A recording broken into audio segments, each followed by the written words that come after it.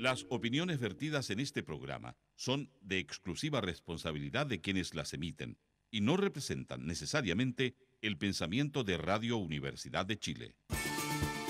Fundación Progresa presenta en Radio Universidad de Chile Cambio de Switch, el espacio progresista de reflexión y diálogo con la conducción de Marco Enrique Sominami. Cambio de Switch, el programa radial menos neutral de Chile. Buenas tardes, habla Marco Antonio Enrique Sominami. Gusto estar con ustedes aquí en el programa Cambio de Switch, programa de la Radio Universidad de Chile, 102.1, 102.5 FM. Y recuerden que pueden en algunos minutos más llamar. Voy antes de eso, antes de dar los números de teléfono, presentar a dos participantes. Una no es ninguna invitada, es la directora de la Fundación Progresa, economista, compañera de ruta y brillante, y es Patricia Morales. ¿Cómo estás, Buen Marco? moza te faltó decir. Buena moza, sí, pero yo creo que es un acto machista decir eso. Yo creo que hay No, algo estáis loco. No, pero- que reinsultan. Preciosa y buena moza, Gracias. carismática y atractiva. Y tenemos a otro invitado, que este sí que es un invitado, pero que nos honra, que es economista, que fue, quiero recordarlo, arquitecto de la propuesta tributaria del 2009, la campaña presidencial del 2009. Amigo de mis padres, amigo mío, es una herencia a la cual trato de honrar, que es Luis Eduardo Escobar.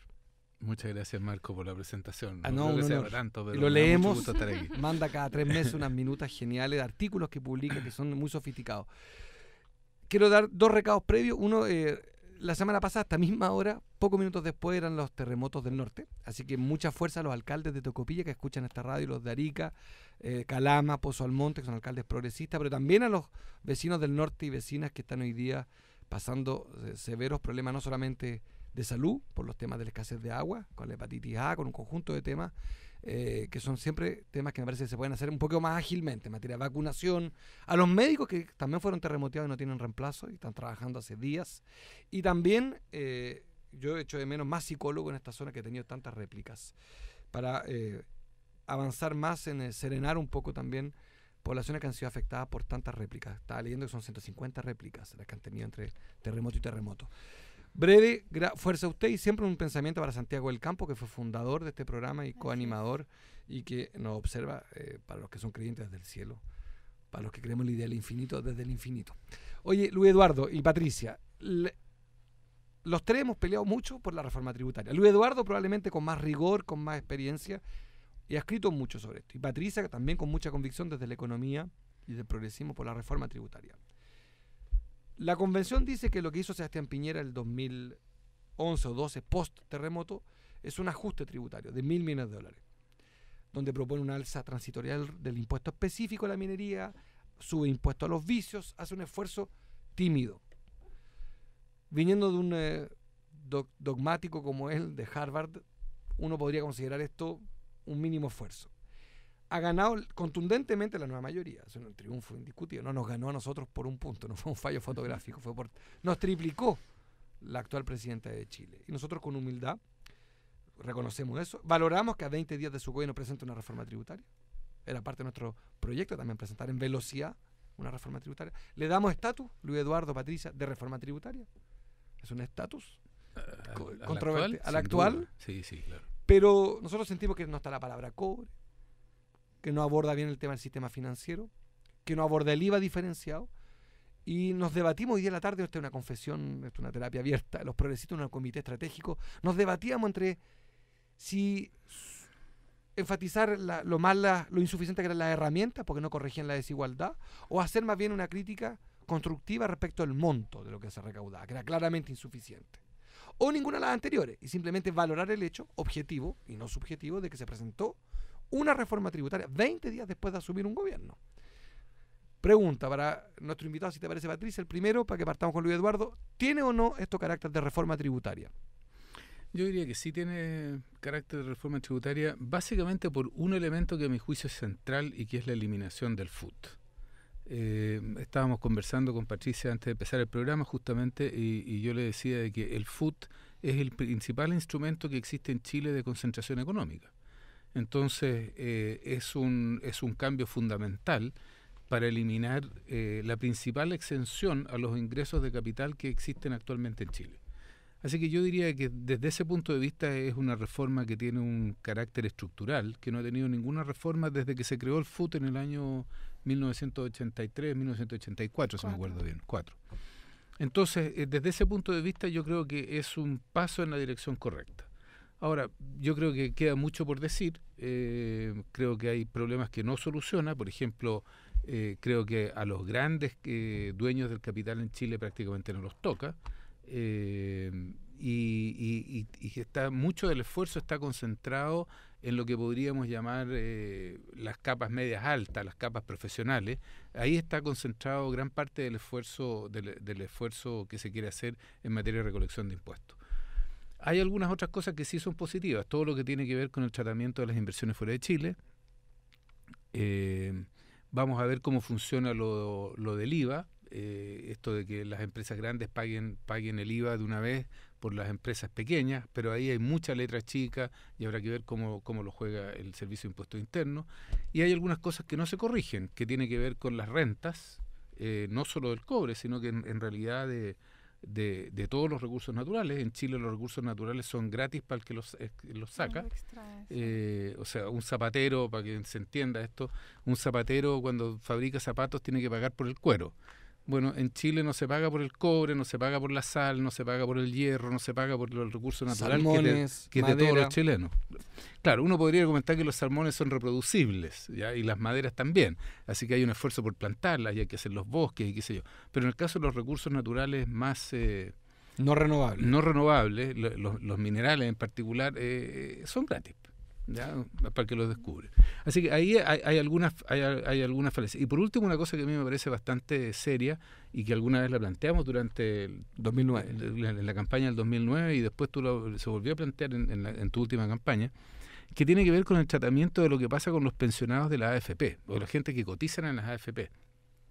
Porque si tú eres un accionista particular de una empresa cualquiera, que se transa en la bolsa, hoy día te devuelven el 20%, digamos, un adelanto contractual complementario. Pero si tú eres accionista de esa empresa a través de una AFP, estás pagando el 20% y nadie te lo devuelve. Y lo mismo ocurre con los pensionados, ¿no? Entonces, ahí hay un impuesto que ahora va a aumentar, incluso va a pasar de 20 a 25, y con la retención va a pasar a 35, así que esa gente sí que va a estar sujeta al impuesto del 35%, cosa que no ocurre con los demás. Ellos se defienden diciendo que la retención del 35 se aplica para muy pocos.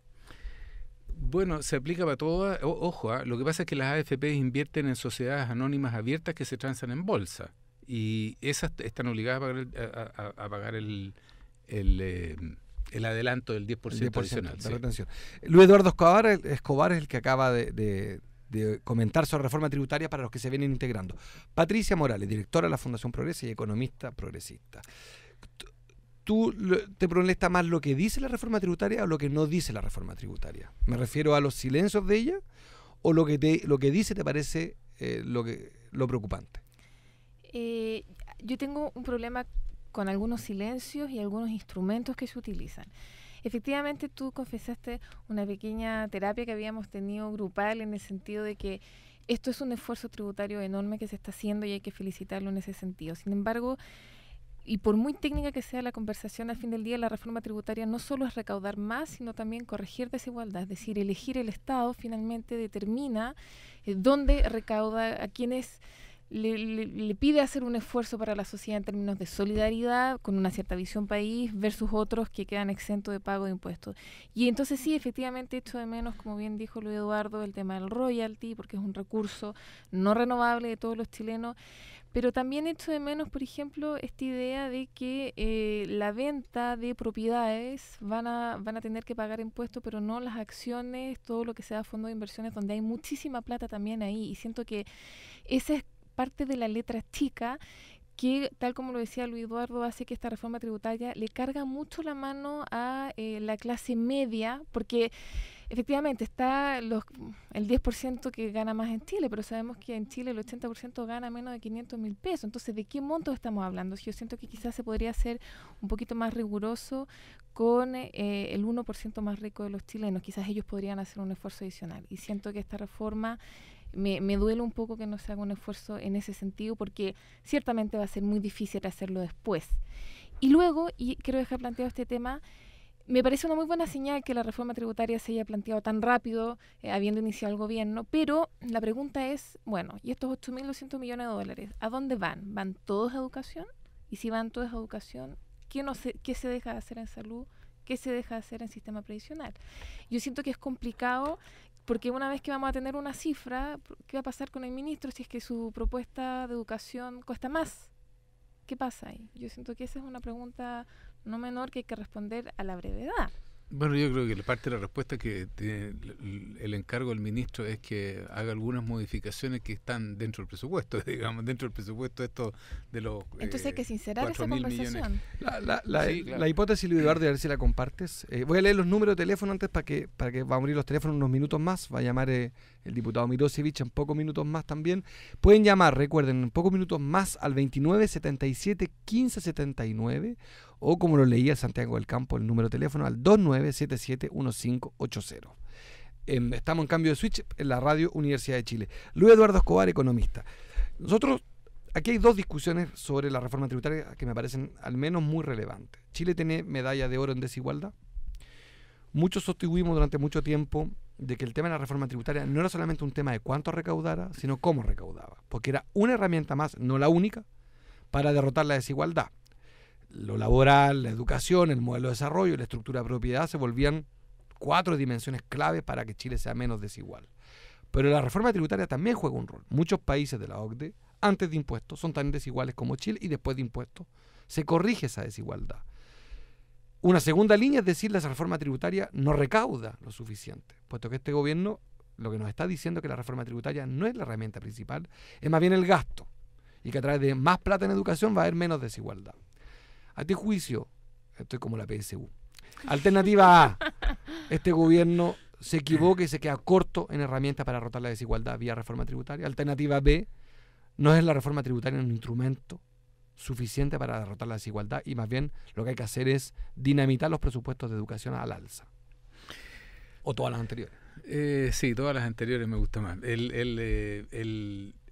creo que sin duda el sistema que se propone no va a corregir significativamente la distribución del ingreso. Pongamos algunos números a esta cosa. En países como Dinamarca, por ejemplo, el índice de Gini, que es el que mide la desigualdad, de forma tal de que 0 es de que se reparte el ingreso nacional por parejo a todo el mundo, y 1 es que una sola persona se lleva todo, ¿ya? Chile es uno de los países más desiguales del mundo, como tú dices, y tiene un índice de Gini que anda entre 52 y 54, anda por ahí. Dinamarca tiene un índice de Gini antes de impuestos igualito al de Chile, anda por ahí por 52. Después de impuestos, el de Chile baja, mira, centésima, regálale un punto, ¿ya? Queda en 51. El de Dinamarca queda en 35, ¿no? Entonces, sin duda que, y si tú miras los países europeos en general, ocurren cosas similares. No hay ningún país europeo en el cual la distribución del ingreso después de impuestos sea semejante a la distribución de ingresos antes de impuestos. O sea, hay una corrección muy importante por el lado tributario. Yo creo que esta reforma tributaria, y va a haber que ver los números, vamos a tener varios meses para discutir esta cosa, y ojalá que el Servicio de Impuestos Internos nos dé transparente mucho más las cifras de cómo se distribuye por deciles de impuestos, por porcentaje. Porque lo que yo creo que está ocurriendo aquí es que le estamos pegando a un grupo relativamente amplio, que es el 10% que está en la parte superior de la escala de ingresos. Pero los que se llevan la tajada más grande es el 1% superior. Exactamente. Cosa que también ocurre en países como Estados Unidos, que es el país desarrollado más desigual del mundo. Entonces, en Estados Unidos, aquí en Chile yo no sé cuál es la cifra, pero en Estados Unidos el 1% se lleva el 31% del ingreso nacional. Ya, creo que aquí en Chile anda por ahí. Entonces el problema que nosotros tenemos en esta propuesta es que efectivamente ese 1% va a pasar a pagar un poquitito más, pero en realidad este sistema integrado que tenemos nosotros, que la empresa paga a nombre de los accionistas, es un sistema que es único en Chile y que lo que hace es que garantiza la concentración del ingreso para siempre. Porque es imposible meterle un impuesto marginal de 45-50% a una empresa pero sí es posible hacerlo para los más ricos de los más ricos en todos los países más adelantados de Europa. Estamos con Luis Eduardo Escobar y Patricia Morales. Luis Eduardo, una pregunta, y para Patricia, antes de ir a un llamado telefónico desde Iquique, una pregunta periodística. Yo soy hijo periodista, casado con periodista, así que tengo una deformación. Ustedes, si fueran parlamentarios, ¿aprueban o rechazan la reforma tributaria? Está dura, ¿eh? Mira, tengo una solución si quieren para salvarlo. No, el Parlamento se aprueba en general sí, y se discute. Ya. Dale, a ver, Luis Eduardo Escobar. Bueno, yo diría, la idea de legislar, que yo creo que hay que aprobarla. Ahora, para explicarle a los chilenos, el Parlamento, cuando se aprueba la idea de legislar, no significa aprobar la ley. Se aprueba la idea de que entre la tabla de la comisión, perdón, de la sala y de las comisiones se debata la ley. Exactamente, para poder discutirla. Yo creo que el gran mérito de esto es que por fin tenemos una ley arriba de la mesa. O sea, hoy día ya podemos empezar a discutir sobre la letra chica, si falta esto, sobre aquello, cómo está redactado tal o cual aspecto. Pero pero yo creo que lo importante en democracia es poder discutir estas leyes y vamos a ver qué es lo que sale. Yo creo que este es el primer fuego de artillería, digamos, que sale de la nueva mayoría en términos de la reforma tributaria. Ya estamos viendo el contrafuego de la gente que se opone a la reforma porque afecta directamente sus intereses a través del FUT, ahí donde está concentrado el fuego de la oposición. Y yo creo que esto es un primer paso. Soy un poco más optimista que Patricia en el sentido de que yo creo que a lo largo de los años se fue aumentando la carga tributaria a partir de 1990 y yo creo que eso se puede seguir adelante, pero tenemos que cambiar las cosas estructurales de base. Patricia. Yo aceptaría legislar porque creo que es un primer esfuerzo que hizo el gobierno que está bien. Más bien, el peso de la prueba, por así decirlo, se lo pondría a los parlamentarios de la nueva mayoría y esperaría que ellos se encarguen de corregir aquellos aspectos que permiten que esta reforma corrija más la desigualdad. Entonces, sí me parece que de todas maneras hay que aceptar la ley y legislarla en ese sentido y la pregunta es entonces qué está pasando con la nueva mayoría y si es que efectivamente existe la convicción para ir un poco más allá. Estamos con Cristian Yamet, director regional de la Fundación Progresa desde Iquique, la región de Tarapacá. Te escuchamos, dale.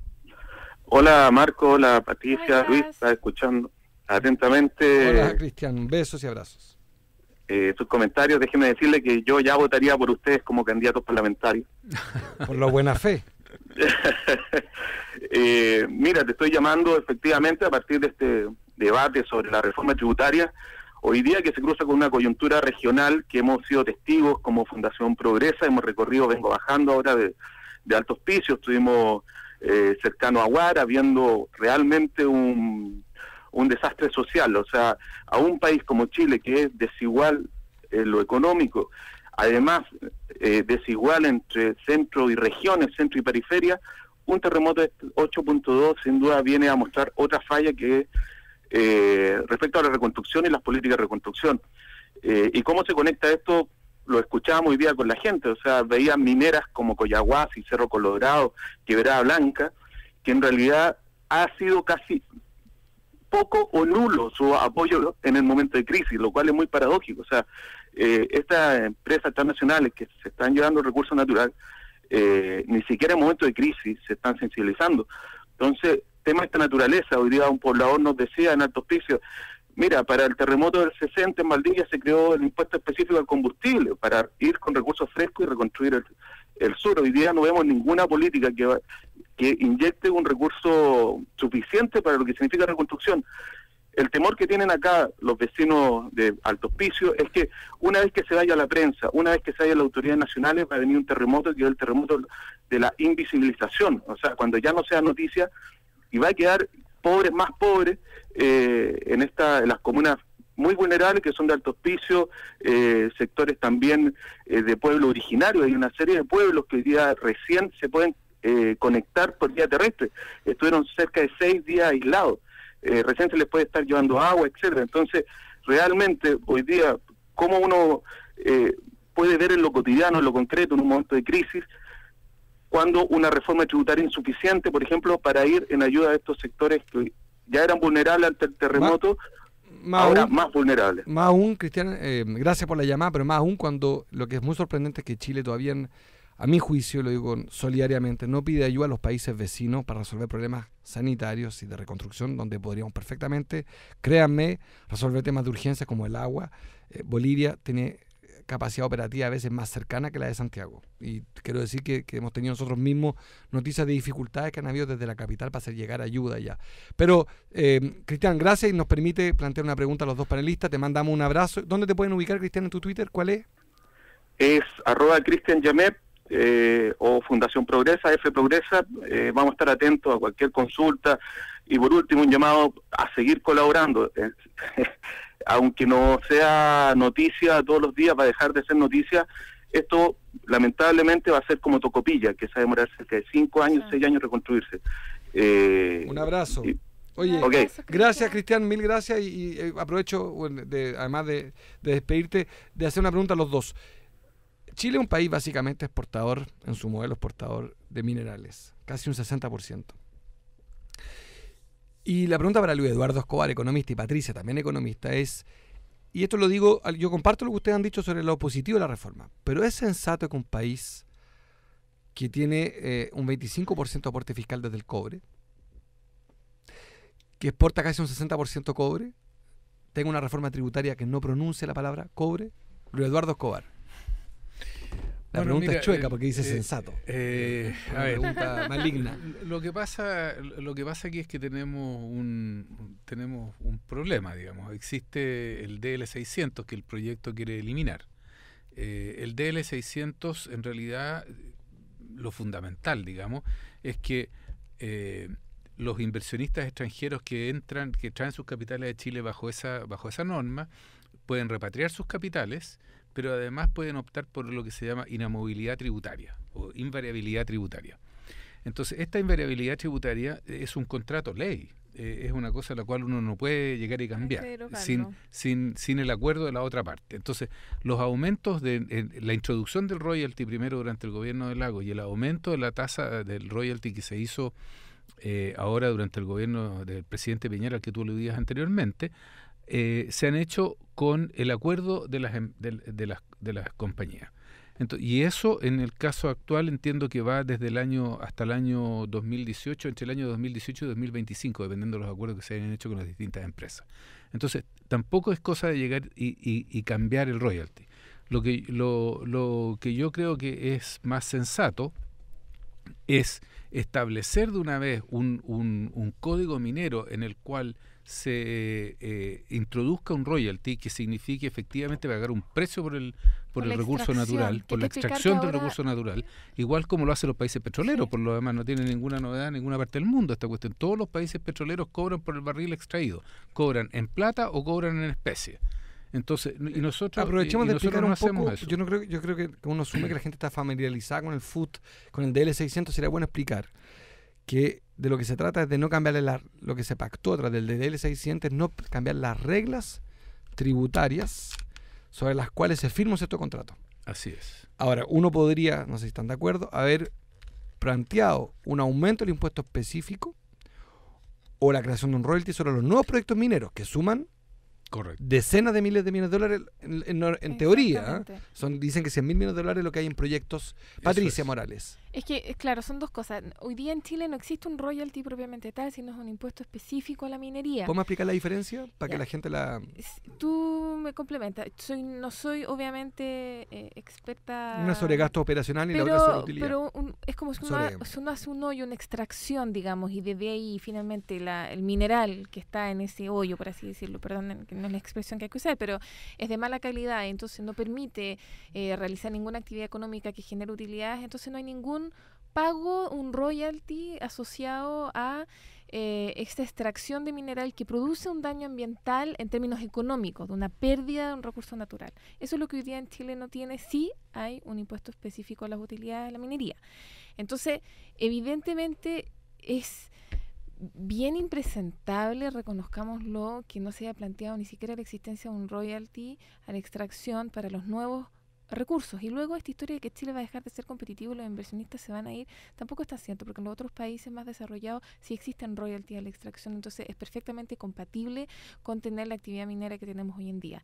De más está decir, y eso tú también lo sabes mejor que yo, Eduardo, que la rentabilidad en el negocio minero, O sea, los últimos 10 años ha sido exponencial. Entonces, hay margen y no se entiende que no se haya querido poner en la mesa ese debate. Déjame Eduardo Escobar. Déjame añadir una cosa sobre eso porque creo que el punto es bien importante. O sea, aquí se dice, mira, si nosotros cambiamos esta regla del juego, aquí no va a venir nadie. Eso lo decía el Diario Financiero hoy día en la mañana. Si se elimina el DL600, aquí no va a venir nadie. Y detrás salía una entrevista al jefe de Anglo American en Chile, que decía, nosotros no nos pensamos ir, y vamos a seguir aquí. Y déjeme poner otro ejemplo. En Gabón, para hablar de un país que es muchísimo más pobre que Chile, en Gabón llevan un año negociando con Glencore, creo que es una de las grandes empresas mineras que se compró Xstrata aquí y que se compró Xstrata a nivel mundial, así que tienen las minas de Xstrata aquí en Chile. Ellos llevan un año negociando el royalty, ¿no? Entonces, ya han llegado a acuerdos sobre todo lo demás y están discutiendo exactamente cuál es la proporción de cobre que le van a tener que pagar a Gabón por el hecho de sacar eso y otro tema más que es el cobro de los ferrocarriles por sacar el mineral. O sea, países pobres como Gabón están negociando activamente con grandes empresas del mundo sobre el royalty. Y nosotros no hay que tenemos a la gente que una empresa no decide invertir solo en función del royalty, sino que tiene que ver con la estabilidad política de un país, con la institucionalidad, con el capital humano avanzado, etcétera. O sea, Chile y como tiene dijo el señor, como razones. decía el señor de Anglo American hoy día, porque aquí está el cobre. Vamos a recibir una llamada desde Arica. El norte está presente. A Juan de Providencia no pudimos atender la llamada, lo atendemos en un minuto más, pero está Vlado de Arica. Vlado Mirosevich es el diputado de 27 años, ariqueño. Su tuit, no recuerdo, nos va a contar. Una pregunta antes para todos y a ver si Vlado se pronuncia. Yo creo que otro silencio que habría que, ojalá los diputados lo repongan, no tienen atribuciones, pero lo pueden hacer políticamente, es el IVA. El IVA es el 46% de la recaudación fiscal. Es muy alto, es el 8,5% del PIB. Tiene un rol demasiado grande. Francia tiene una participación del IVA muchísimo menor. Los países en general no le dan este peso a este impuesto que, para que se entienda, la señora cuando compra pan, de los 1.000 pesos, 190 pesos van a impuestos. A ella le duele más la que vive con la pensión de 70 lucas al mes. Le duele más que el que gana 7 millones de pesos al mes, que no se gasta 7 millones de pesos en ayuya. Para ponerlo en brutal. Vlado, te escuchamos con ansia, humedad, alegría y progresismo. Hola Marcos, buenas noches. Hola. Buenas noches. A toda la gente que te acompaña. Bueno, primero contarles cómo vivimos el terremoto en Arica. Por favor, ¿no? Sí, por favor. Me tocó pasar los dos terremotos en la ciudad. Fue bastante fuerte, pero en general fue más el susto que otra cosa, porque en términos de viviendas, al menos, la verdad es que la ciudad no sufrió grandes daños. Arica está en pie. Naturalmente que este no es el terremoto del 2010. También me parece sano decirlo, porque la prensa ha especulado mucho y ha utilizado este tema, pero se ha dicho poco de la cosa real, ¿no? Y más bien las casas que están hoy día afectadas son casas que venían con problemas anteriores, donde viviendas sociales que por los suelos salinos en el norte es muy recurrente, que se quiebran, que hay problemas y que el Estado y las constructoras se hacen los locos. Entonces, habían problemas anteriores que con este sismo obviamente que se acentuaron, y el principal foco no está puesto en Arica, yo creo, está puesto en las comunas del interior. Me refiero a Putre, General Lagos y Camarones, en nuestra región. Ahí está el problema, en los canales de regadío, en las viviendas y en los caminos que están hoy día cortados, ¿no? Por lo tanto, siento que tenemos que hacernos cargo de la descentralización, pero también al interior de nuestra región, y poner el foco y la mayor atención en esos lugares que hoy día están con mayores problemas, ¿sí? Pero en general la gente se comportó bien. Yo fui testigo cómo la gente evacuó en 15 minutos, ya no había nada, 15, 20 minutos no había nadie en el borde costero. En general hubo mucha calma y mucha cultura sísmica. Vlado, una pregunta. ¿Habría que pedir ayuda internacional o estamos hablando de daños muy menores que son perfectamente abordables por el Estado de Chile? Yo creo que son perfectamente abordables por el Estado, por supuesto. Perfecto. Ahora, claro, una parte, ¿cuál es la fórmula concreta? No se sabe exactamente, lo hablábamos ayer con la presidenta. Ella dijo, sabemos que tenemos que poner fondo extraordinario y ahora ya, pero estamos viendo dónde lo sacamos. Si la reforma tributaria, una parte va a ir hacia acá, no se sabe bien la fórmula, pero es perfectamente abordable. Hay algunos problemas patrimoniales con las iglesias del interior, con la Casa de la Cultura en Arica, con el edificio del ferrocarril, en fin, edificios patrimoniales históricos que han tenido daños. Pero en general yo diría que es bastante abordable por el Estado. Estoy hablando de Arica, ¿no? Iquique, Pozo Almonte, Huara tienen otros problemas, probablemente más serios que los nuestros. Pero yo, ¿sabes, Marco, lo que ha faltado aquí? Ha faltado contención, porque si bien técnicamente se funcionó bien la operación de la emergencia, yo estuve en la anemia hasta muy tarde, los 2 días, y funcionó bien eso. Me pareció, pero sin embargo la contención, creo que ahí estamos fallando porque hubo una psicosis colectiva los días siguientes después del terremoto, esperando esta media catástrofe. Propusimos lo mismo en Facebook, actividad de enviar psicólogos, efectivamente. Oye, te quería preguntar algo, Vlado Mirosevich, para los que están escuchando, es diputado, nos va a decir su Twitter, y estamos con Patricia Morales, economista, directora de la Fundación Progresa, y Luis Eduardo Escobar, economista, que le va a preguntar a Vlado Mirosevich algo.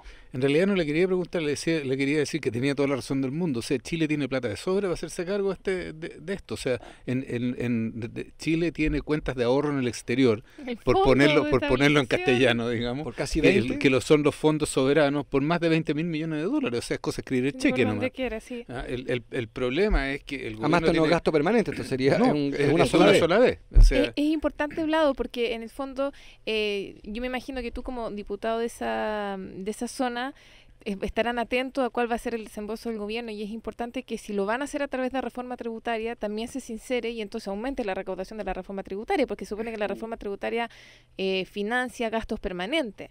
Entonces que no haya confusión en ese sentido. Vlado, últimas palabras, te escuchamos.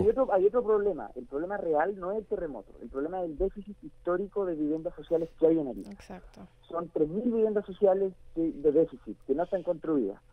Y anualmente aumentamos 1.500 más o menos. O sea, es decir, este gobierno va a terminar con 6.000 viviendas más 3.000, o sea, 9.000 viviendas que tiene que de déficit si es que no se construyera ninguna, ¿no? El gobierno anterior, el gobierno de Piñera en Arica, se hizo muy mala la política habitacional, solo 1.700 viviendas en 4 años. Entonces, me parece que, y se lo decíamos a la presidenta, el problema no es el terremoto, el problema es que en Arica se construyen muy pocas casas y hay muy poca vivienda social. Ese es el déficit verdadero y de fondo. Y por último, un mensaje para esto terminar, Arica también es Chile. Y celebro, Marco, que tú, que Luis Eduardo, que Patricia se estén acordando de Arica, porque nosotros hay un límite interno en Chile, que es de Iquique para el sur. Pareciera que Arica fuera tierra de nadie, una tierra abandonada durante mucho tiempo, 4 décadas a lo menos. Por lo tanto, me parece que en esta catástrofe es una oportunidad, como también lo es por el tema de la Haya, es la oportunidad para que Chile ponga ojo en Arica y le ponga una política de Estado de fronteras vivas de una vez por todas. Así que gracias por la preocupación. Al revés. Un abrazo. Danos tu Twitter para que te escriban. @Vlado Mirosevich con B corta. @Vlado Mirosevich. Hoy no, lo agradecidos somos nosotros y yo a título personal, al revés, nuestro respeto por un diputado que ha peleado, cuya ética es su ethos más bien, es la descentralización, que Chile padece una enfermedad que se llama el colonialismo, una estructura política hiperanticuada. Besos y abrazos, Vlado, que tengas un gran éxito de todos tus colaboradores y de tu equipo en Arica y que tengan un gran día, una gran noche. Un abrazo, chao. Abrazo. Bien, un abrazo. Chao, Vlado. Gracias. Luis Eduardo, quedan 2 minutos antes de ir a nuestros auspiciadores de ISAPRE, AFP, comisionistas de armas, bancos. Por favor, 2 minutos sobre... Yo tengo una esto es re importante lo que dijiste sobre... explicarle a la gente que no es verdad, por Es cierto. una ironía de mal gusto. El humor Pido de perdón. Marco Enrique. Pido Marco perdón. Enrique. Perdón. Oye, Patricia Morales... Parece que estoy en el programa equivocado. No, el programa con más conflictos de interés. Oye, Luis Eduardo, es una broma, una ironía. No hay ninguna ISAPRE auspiciándonos. Ahora pueden hacerlo si quieren, no hay ningún problema, sabiendo que nosotros queremos terminar con ustedes. Oye, Luis Eduardo y Patricia Morales.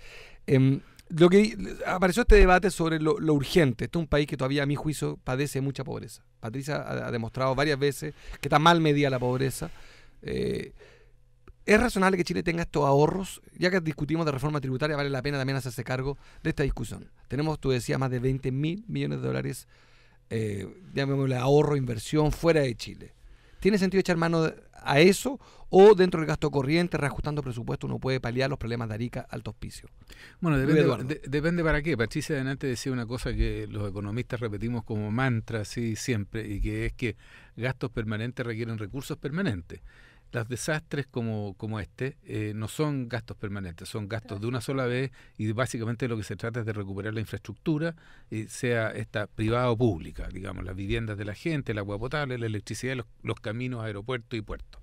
Es el colmo, en realidad, de que nuestro país todavía esté aislado, y hay mucho que hacer en materia de infraestructura, de hacerla de mejor calidad, de hacerla más protegida y de hacerla redundante, de forma tal de que si se corta la carretera 5, que une a todo lo largo de Chile, no quede la ciudad aislada. Patricia, a la vuelta Ya. partimos contigo, volvemos en 60 segundos después de nuestros miles de auspiciadores en el programa Cambio de Switch de Fundación Progresa, y volveremos con una pregunta a los dos invitados. Después vendrán 3 dirigentes de Quilicura a comentar temas de Quilicura que nos interesan mucho y de todo Chile. Volvemos en 60 segundos con una pregunta más para nuestros economistas sobre si alcanza o no alcanza esta reforma tributaria para un conjunto de desafíos. Volvemos. Ediciones Radio Universidad de Chile presenta el libro Talentos al servicio de Chile. Pensar alto, sentir hondo, hablar claro, del profesor y periodista Sergio Prenafeta Jenkin. En este libro se recogen 50 testimonios de vida, aportes y propuestas en el campo de la ciencia y tecnología de distintos naturalistas, académicos, humanistas y científicos nacionales y extranjeros al servicio de nuestro país. Adquiera su ejemplar en Radio Universidad de Chile, en Librería Prosa y Política y en Librería Lea Más del Centro Cultural GAM. Este jueves 10 de abril, a partir de las 20:30 horas, Sala Máster abre sus puertas a la destacada agrupación Travis Moreno, quienes estarán lanzando su primer disco. Ellos nacen en Valparaíso a fines del 2010. Su primera aparición pública acontece bajo el marco del Festival Sanfrecce.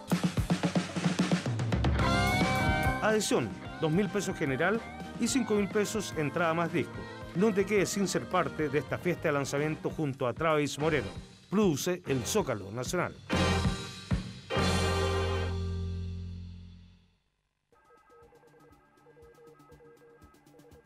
Buenas noches, estamos en Cambio de Switch, Radio Universidad de Chile. Pueden enviarnos preguntas a @Cambio de Switch.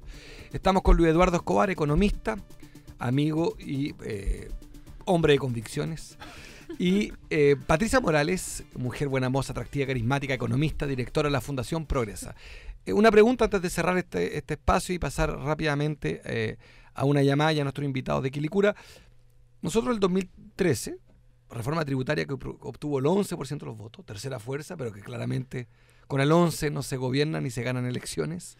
Pero esa reforma planteaba que se requerían para hacer algo decente en salud, educación, jubilación, obras públicas y cultura, alrededor de casi 14.000 millones de dólares, 13.500.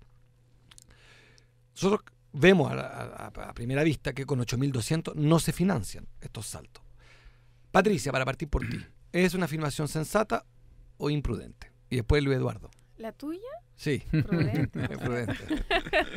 No, a ver, yo creo que efectivamente nosotros y los progresistas siempre hemos defendido 3 pilares clave: educación, salud, sistema previsional. Y en educación hay cálculos que se han hecho bastante serios, que ha hecho Mineduc, que nosotros también hicimos un minuto. Por ejemplo, el fin del financiamiento compartido, Mineduc lo calcula en 1.500 millones de dólares, nosotros lo habíamos calculado en 1.600 millones de dólares. Pero era más o menos por ahí. Entonces, si estábamos pensando en una reforma educacional que garantizara incluso la gratuidad de las universidades estatales, eran por lo menos, para empezar a conversar, unos 5.000 y 6.000 ya según el nivel y la amplitud de la gratuidad en educación superior, millones de dólares. Ahora, si a eso uno le agrega la reforma en sistema previsional, la reforma en infraestructuras, en salud, evidentemente llegamos a los 13.500 millones de dólares. Por eso la pregunta inicial. A mí me preocupa, si bien felicito la rapidez con la cual se mandó al Congreso, se envió al Congreso este proyecto de ley, me preocupa que después nos quedemos encerrados en esta cifra, 8.200 millones de dólares, que tiene, y sin saber si es que en el fondo nos va a decir el ministro de Educación que entonces solo podemos gastar 4.000 millones de dólares en educación y tenemos que elegir en qué gastar, porque todo esto esta reforma entra en régimen hacia el fines de 18. 2017-2018. Entonces, ¿qué va a pasar realmente en educación? Ese es un tema muy preocupante y yo no veo que nadie esté pronunciándose al respecto. Luis Eduardo, últimas palabras. Mira, a ver, yo coincido en parte con lo que dice Patricia en el sentido siguiente. Lo que ustedes propusieron era un aumento de la carga tributaria de 5 puntos del PIB, ¿no? Así es. Sí. Lo que está proponiendo el gobierno es 3,2. O sea, estamos hablando del 60% de lo que ustedes propusieron. Pero no solo con Ahora, recaudación, sino fina ilusión. 2.5 Está bien, recaudación, o sea, 0.5. otra cosa es el paquete, digamos, cómo Claro. se hace la cosa. Pero uno está hablando de 5 puntos del PIB en recursos adicionales Sí. y el gobierno está hablando de 3,2. Nosotros con Jimena Rincón trabajamos hace como 2 años atrás en nuestra propuesta que decíamos 4,5. O sea, estamos todos hablando en torno a una cifra, digamos, que fluctúa entre 3 y 5, 3 y 6. Si uno le mete infraestructura, estamos hablando de entre 3 y 6, ¿no? Entonces, el tema es cómo llegamos ahí. Yo creo que este salto inicial, sujeto a las correcciones que hemos conversado y otras que tampoco hemos conversado, pero un salto inicial de 3 puntos del PIB a mí me parece razonable en una primera etapa.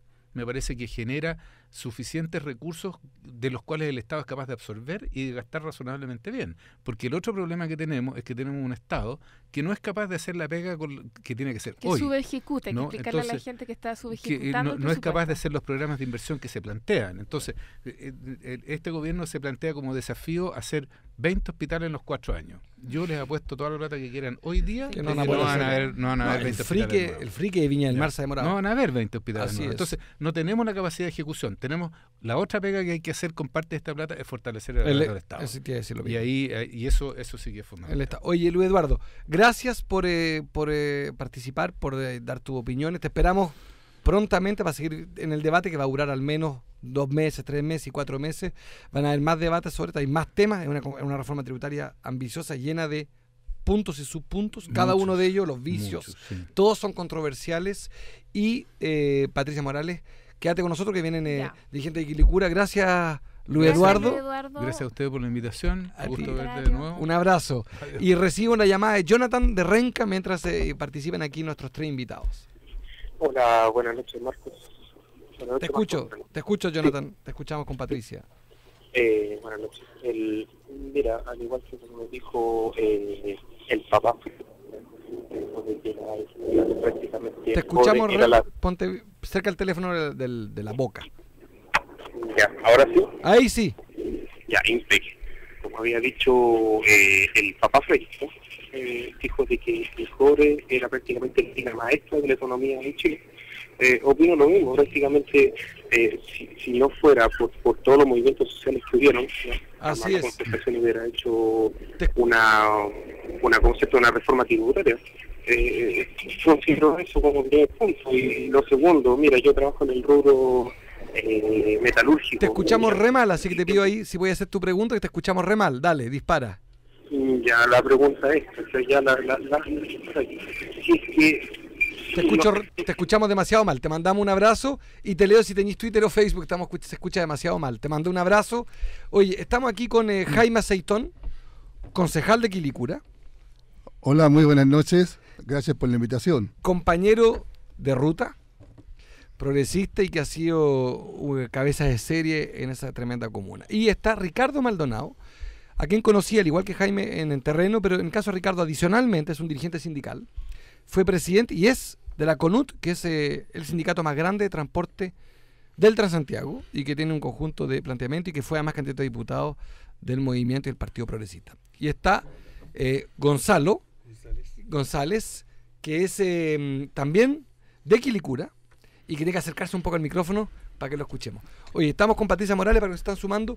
Estábamos discutiendo sobre reforma tributaria hace unos minutos y nosotros sostenemos que una de las cosas que, valorando el esfuerzo, que echamos de menos es un IVA diferenciado.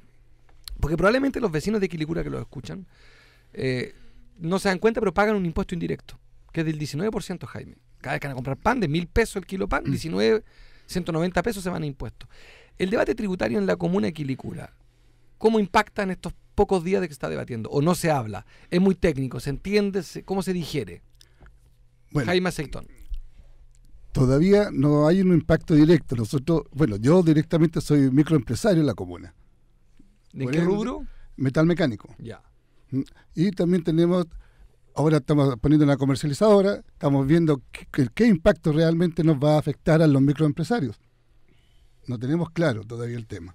Supuestamente, según el monto que estamos recibiendo, es el puesto que vamos a tener. Así es. Pero no tenemos claro todavía realmente el tema a fondo, no lo hemos estudiado. Así es. Ricardo, ¿en los trabajadores del Transantiago el tema tributario impacta?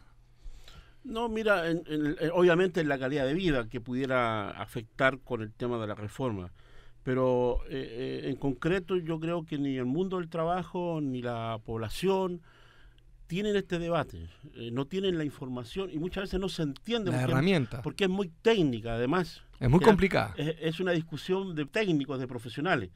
Por lo tanto, lo importante sería bajar esta discusión con un lenguaje mucho más apropiado para la población, para el poblador, para quien en definitiva va a sufrir lo positivo o lo negativo que pudiera tener esta reforma. Una pregunta a los tres, con Patricia, que tenemos enorme curiosidad. En los tres temas de Quilicura, los más apremiantes hoy, de una comuna como Quilicura, ¿cuáles son? Porque me parece a mí importante esta comuna que está en la región metropolitana. ¿Cuáles son los grandes tres temas, así si uno pudiera... Jaime Aceitón, concejal. Bueno, los primeros tres temas, conectividad. Tenemos una infraestructura demasiado limitada. Quilicura está creciendo con una demografía muy alta. Ya tenemos 230.000 habitantes, que en 5 años más vamos a ser el doble, casi 500.000. Y la infraestructura vial, no tenemos no tenemos terreno, parece, en el estudio no se ha hecho, para realmente ver cuál va a ser nuestra solución. Marcoleta, ¿cuál va a ser la solución? ¿Una vía aérea? No sé. Entonces, estamos en estudio en la eso. Conectividad, tema 1. Tema 1. Tema 2. Seguridad. Delincuencia. Ricardo, en Quilicura el tema de delincuencia es un tema que ¿por qué es tan agudo distinto a otras comunas? ¿En qué se caracteriza? ¿La cantidad de robos, la dureza de los robos? Quilicura se transformó en una comuna que empezó a albergar muchos pobladores que trasladaban de campamentos de otras comunas y lo llevaban a Quilicura. Pero en la lógica de que lo hacinaban, le construían departamentos, casas pequeñísimas, donde viven familias numerosas, donde el problema del empleo genera lamentablemente mucha incapacidad de que los padres puedan educar a sus hijos. Por lo tanto, genera una fórmula que al final se traduce en drogadicción, en alcoholismo y en una situación de seguridad, porque al final los jóvenes salen a delinquir para poder, en algunas medidas, en algunos casos, poder generar algunas necesidades para ellos mismos. ¿Compañero o camarada González? Porque compañero es compartir el pan, camarada es compartir la cama, elija. Le digo compañero González. Bueno, yo creo que la mayor problemática que se presenta, por lo menos desde mi ámbito, que tiene que ver con el tema social, se da en el ámbito de la drogadicción. Quilicura es una comuna en la cual el tema de la droga está muy fuerte, está muy focalizado en ciertas poblaciones, y lo que ha hecho que crezca también el tema de la violencia dentro de estos mismos sectores. El abandono de niños, también se está dando, y lamentablemente el sistema de salud que hay dentro de la comuna no da abasto, porque los sectores que supuestamente tienen la problemática, en este caso las poblaciones un poco más aisladas, los centros de salud o que podrían darle un cierto grado de ayuda, lamentablemente se encuentran muy lejos de esos sectores. Aquí, para los que están sumando, estamos con Patricia Morales, directora de la Fundación Progresa y presidenta del Partido Progresista, y con tres líderes de Quilicura. Quisimos hacer un programa especial sobre Quilicura, que nos parece que Santiago se ve a través de los ojos de 5 o 7 comunas, y en los sectores que son muy poblados y muy relevantes, se habla solamente a veces de cuando hay accidentes de tránsito, delincuencia. La vía cultural de Quilicura, ¿cómo es, Ricardo Maldonado, concejal de Aceitón? Es malísima, la verdad. Precisamente por los temas de inseguridad que tiene la población. Yo quisiera, Marco, poder precisar 2 o 3 temas, por favor, con respecto a las consultas que tú hiciste. Nosotros tenemos un gran problema en Quilicura, si bien lo decía bien el concejal Jaime Aceitón, el tema de la conectividad. Pero eso trae un problema de transporte. Por ejemplo, ayer, la gente, el poblador común y corriente, estuvo reclamando a través de las redes sociales que estuvieron 3 horas en un taco en Quilicura. Es un problema serio que vive la población y los ciudadanos. ¿Y cómo reaccionó la gente? Mucho aguantando, soportando. O sea, no al estilo argentino. No al estilo nuestro. Ya, es un tema serio que nosotros creemos que en esta última campaña electoral se hicieron promesas, a mi juicio, bastante demagógicas por parte de las candidaturas de la nueva mayoría y de la alianza. Por ejemplo, con esta idea de que Quilicura en 4 años más en la plaza de Quilicura estaría llegando el metro. Y eso lo dijo la propia presidenta candidata, ¿ya? Cuando nosotros sabemos que esos son temas bastante complejos, ni siquiera están hechos los estudios de factibilidad para ello. Entonces tenemos serios problemas de conectividad, serios problemas con el transporte, tenemos una situación de lo que es la atención de salud compleja. Nosotros, la zona norte, solamente tiene el Hospital San José, que está colapsado. También en la campaña se prometió un hospital para la zona norte. Ya, y es un tema que es complejo porque en definitiva el tema de la salud es una situación que está afectando diariamente y hoy día viene... Además hay un tema de inequidad, ustedes saben, en el presupuesto municipal. Patricia Morales quería decir algo. Sí, 2 cosas. Gracias por estar acá. Efectivamente, Quilicura es una comuna que refleja bien la desigualdad, tanto en la asignación de recursos como en infraestructura. Mencionaron varios temas. Uno es lo que es seguridad. Yo espero que pronto este gobierno muestre su nueva Estrategia Nacional de Seguridad Pública, que genera lo que suele pasar, porque efectivamente Piñera sí dio un giro pasando del Plan Comunal de Seguridad Pública a los barrios en paz, que era para explicarle a la gente esta idea de que en vez de tener una visión comunal de la seguridad, nos íbamos a enfocar en ciertos barrios. ¿Y cómo le evalúas, Patricia? Yo soy bastante crítica de la visión barrial, en el sentido, simplemente porque, bueno, aparte de que la delincuencia se mueve, tú lo que haces es que favorecer un barrio por sobre otro, cuando en general habían experiencia, en San Joaquín funcionó muy bien el Plan Comunal de Seguridad Pública con el alcalde de hecho, Sergio Echevarría.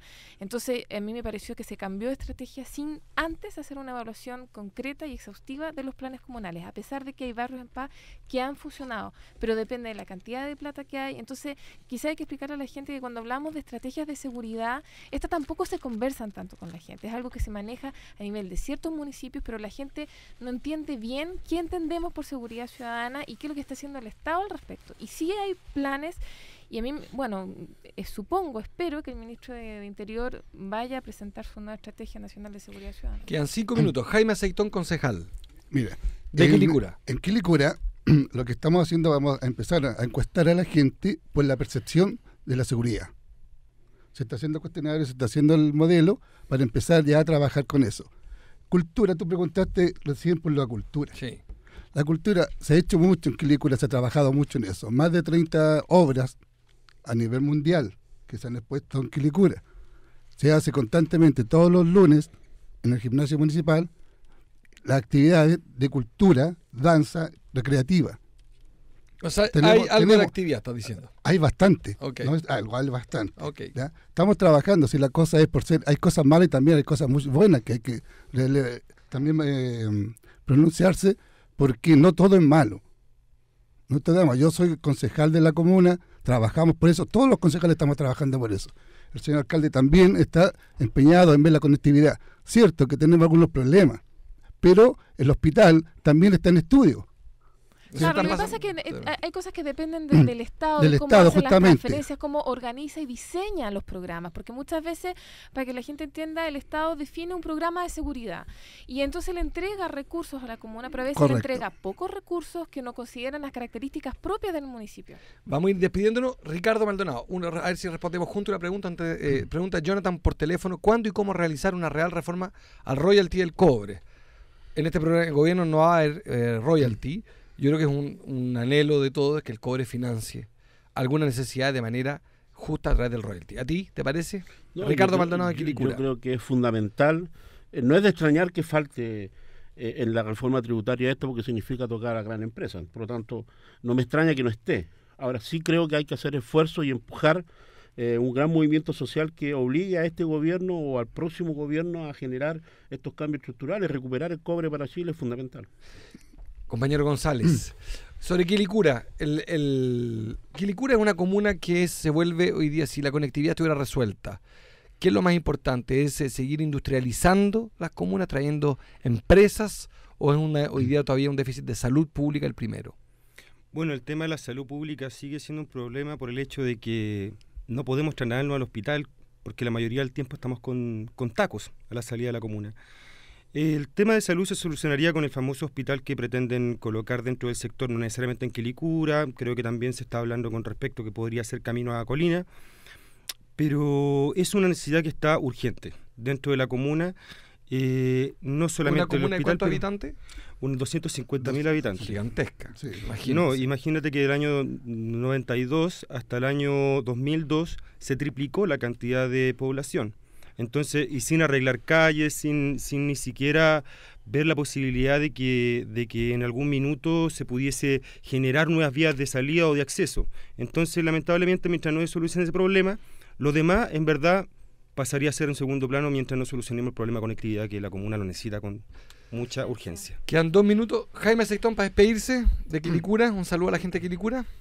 Bueno, nosotros estamos trabajando por Quilicura, siempre estamos viendo los temas, estamos trabajando con adultos mayores, estamos trabajando con niños con discapacidades, con diferentes actividades, siempre estamos con ellos, siempre lo que necesiten, llegan al municipio, vayan a ver, las cosas se pueden solucionar, hay una orientación. ¿Tiene Facebook, concejal? Sí, tengo Facebook. ¿Cuál es? Ya. Jaime Aceitón, eso es. Perfecto. ¿Y el de Ricardo? ¿O Twitter o Facebook? No, Facebook también. ¿Cuál es? Ricardo Maldonado. Olivares. Bueno, yo los invito a todos a que se unan a Pro Quilicura. Ah, estupendo. Ahí tenemos para... Oye, le mandamos un gran abrazo. Patricia, últimas palabras. Nada, esperar una vez más que la nueva mayoría trate de empujar el proyecto de reforma tributaria. Es importante, el gobierno ya hizo un esfuerzo y ahora toca que los diputados traten de presionar para que se recaude más y mejor. Oye, quiero hablar, sí, concejal, dar las gracias por la invitación. Primera vez que tengo una entrevista en radio. No, bienvenido, bienvenido. Así que muchas gracias por esto. Espero no ser la última y cuenten conmigo para todo. Todo lo contrario, un honor. Queremos que el programa también dialogue con los territorios. Humberto Castillo dice, ahora estamos en un tremendo taco, sospecho que en Quilicura. Oye, un abrazo a Nicole Muslow en la producción periodística que está ayudando, al productor técnico, genio, ingeniero del sonido, y a toda la Radio Universidad de Chile por su pluralismo, su elasticidad. Un beso, nos vemos el próximo martes con grandes invitadas e invitados y nos vemos en Cambio de Switch, @Cambio de Switch. Saludo a todos los que tuitearon, escribieron: Oscar David, Gonzalo Valenzuela, Luis Jiménez, Verónica Cifuente, Francisco Alonso, Walter Díaz, Cristian Water, a todo el mundo. Un gran abrazo, que tengan una gran tarde y una gran noche. Besos y abrazos. Fundación Progresa presentó en Radio Universidad de Chile Cambio de Switch, el espacio progresista de reflexión y diálogo conducido todos los martes de 20 a 21 horas por Marco Enrique Sominami.